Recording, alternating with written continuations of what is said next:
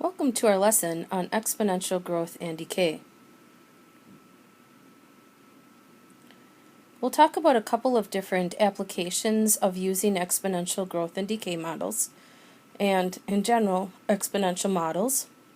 The concepts are calculus concepts, so you might see a question or two that relates to some of these concepts when you're studying some exam types of questions. First thing we'll look at is the general model that you probably have seen before. If you're in science classes, you've seen a lot of these before. We have the exponential rate of growth proportion model, which says that if you have a growth, k is bigger than 0. If you have decay, k is smaller than 0, less than 0. General model says y equals y sub 0, which is initial value is always sub 0, e to the kt power. Population growth and decay model looks almost exactly the same. Typically for population growth or decline, again, it's initial population and then e to the kt power. K is the rate of growth or decline in a population.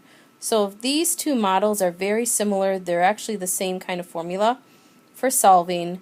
And again, you probably have seen them somewhere before in another math or science class that's been used for other applications.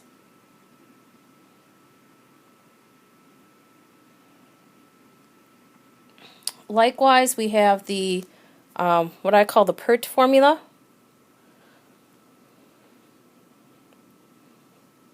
Amount in your account, principal, what you start with, e to the rate as a decimal of interest, and then times time in years. So this is typically used for compounding interest continuously. And again, the amount of money after t years. So the one they give us in the book is actually very similar to this. It's initial amount, which is your principal in money terms, and then e to the RT power. And that's how much you're going to have in your account at the end of so many years. So all of these three formulas, the last two and this one, are very much the same formula, just in a little different twist on what you're using it for.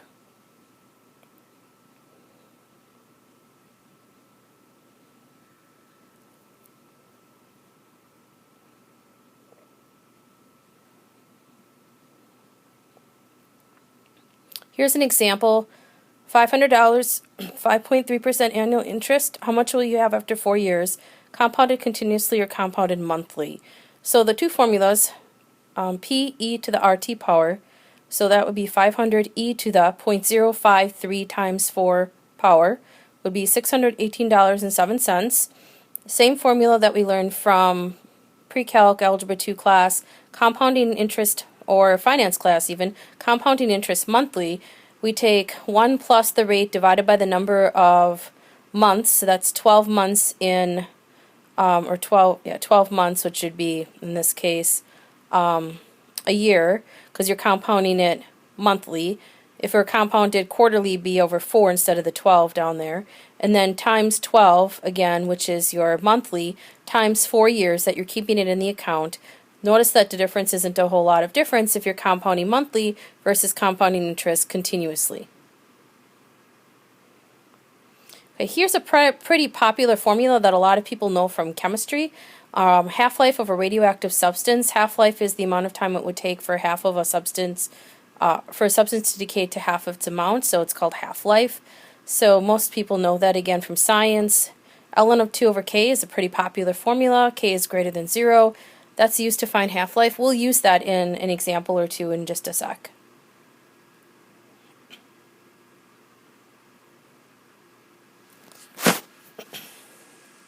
So here you can see I have an example, and so this is the problems that are on your sheet, and you can follow along and just write down some information as we go through the problems. Decay of a certain radioactive element is given as y equals y sub 0 negative 1.2 to the t power. T is measured in years. So I've outlined what everything stands for. Y is the amount that remains after t time has passed. Y sub 0 is the original amount of material. Negative 1.2 is the proportionality constant, and t is your time, generally in years. So half-life of the element is just ln of 2 over k, which is natural log of 2 over 1.2. It's decay. The rate is still 1.2. The negative implies it's decaying versus if it's growing. And so our answer, if you do the math on your calculator, is 0.578.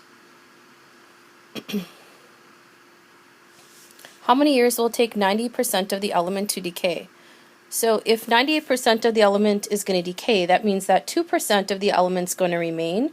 So we have e to the negative 1.2 times t power. And the reason that we're using a number in front, initial amount, we assume we start with 100%. So we assume the initial amount is 1. So if you want to write a 1 times this at the beginning, you can. That's equal to 2% that's remaining. That's how much remains after that amount of time. What we're finding is the amount of time, t. So we're going to just use our natural log rules. Take the natural log of both sides.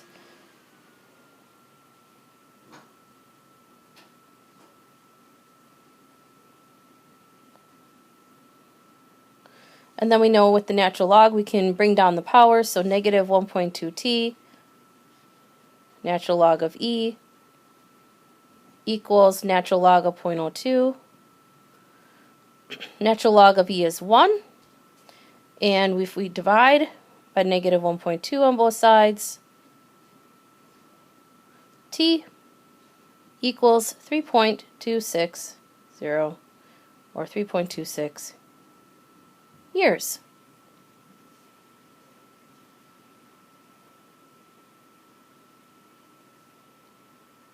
Okay, next problem. Health inspectors find a certain place to be fertile ground excuse me, for growing bacteria. They determine the rate of bacterial growth is proportional to the number of colonies. They plant 10 colonies and come back in 15 minutes. When they return, the number of colonies has risen to 35. How many colonies will there be 1 full hour after they have planted the original 10? So what we know is that there's 35 colonies after 15 minutes have passed. So 35 is what remains.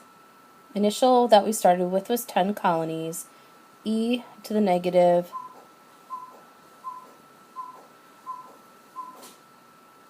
not negative, because we're growing this time, so positive 15 times k.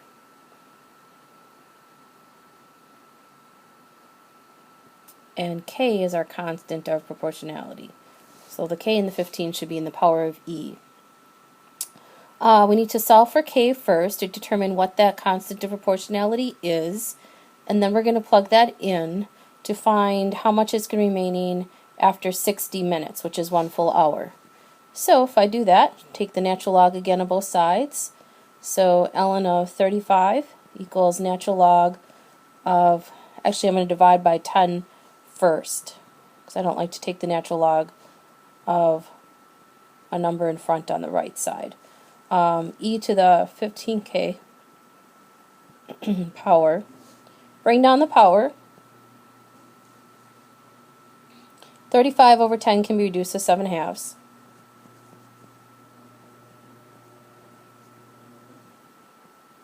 Natural log of e again is 1. And then divide by, excuse me, 15.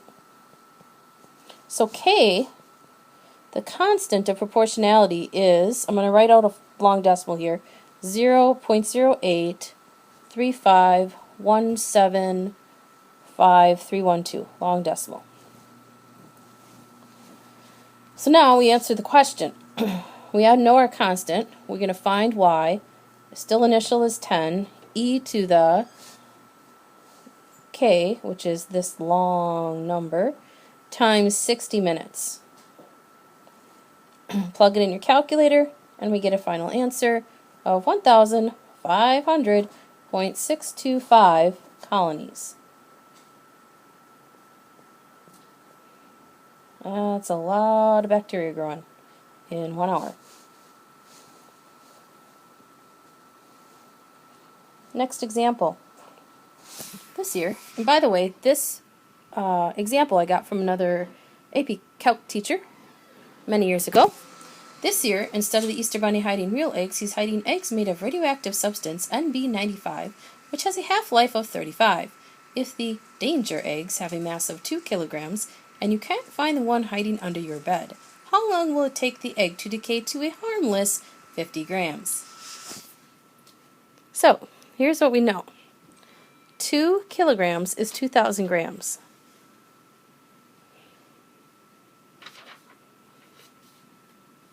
Half-life of 35 days means that in 35 days, half the mass is going to remain. So after 70 days, a fourth of the mass will remain, and so on. So after 35 days, there will be 1,000 kilograms remaining.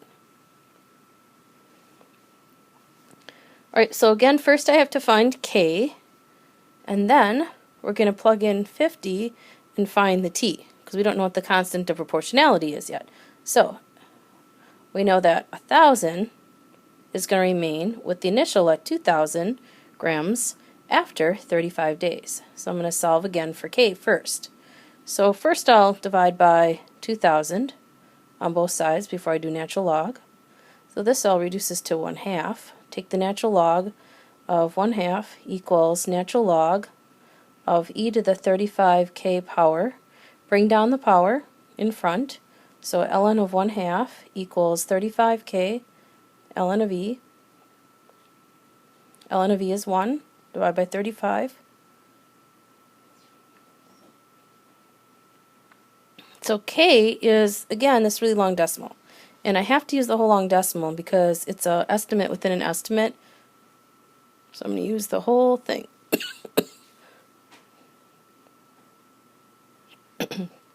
Now, I want to know how long for 50 in answering the question. We still started with 2,000. I know now what k is.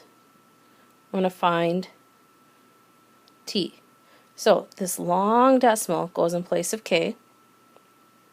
And I'm going to solve it once again using natural log. So I'm going to divide by 2,000 on both sides.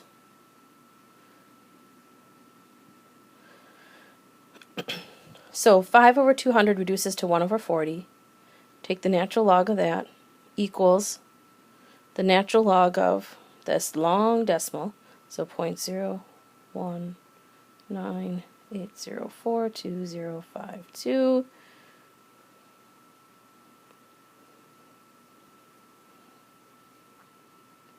Oh, forgot the e here. We got natural log of e will be 1 again, so to the t power. The ln of e, if I do natural log of e to the kt power, again, bring that back down, that part will be 1. Divide this by this. T, 186.267 days.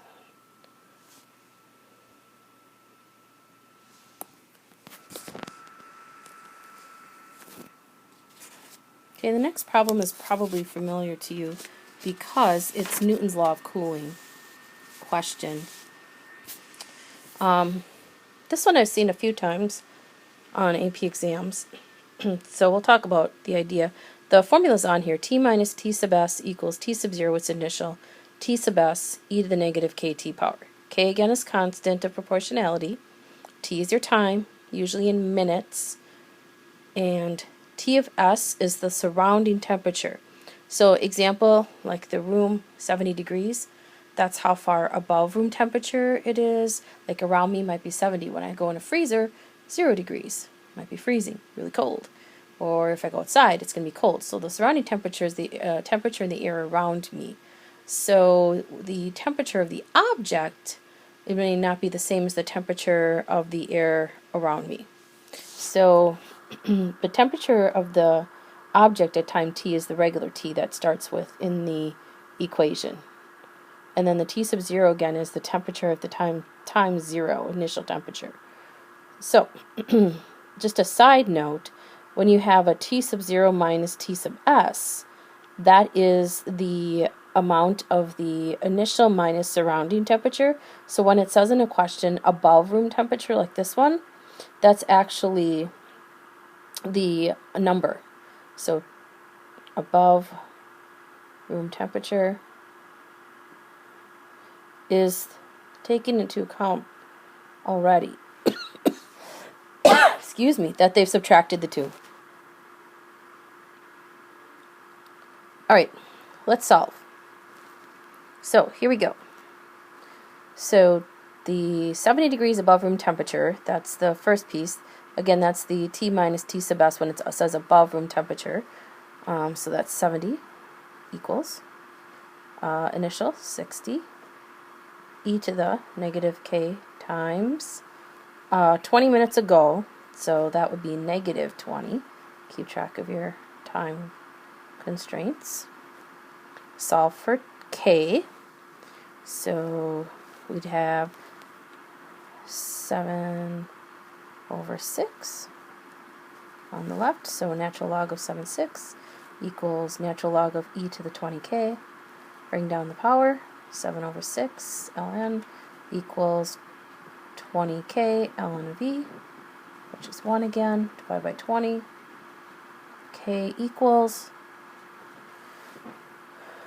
I left it in exact form, I guess, this time. 1 over 20 ln of 7 over 6. I just left it in exact form. Okay, so then I'm going to take that 2 hours from now. So that's 120 minutes because I'm still working in minutes. So initial is still 60 e to the negative 1 over 20 ln of 7 over 6. That's the k, 120 minutes. And we get 23.79 degrees Celsius.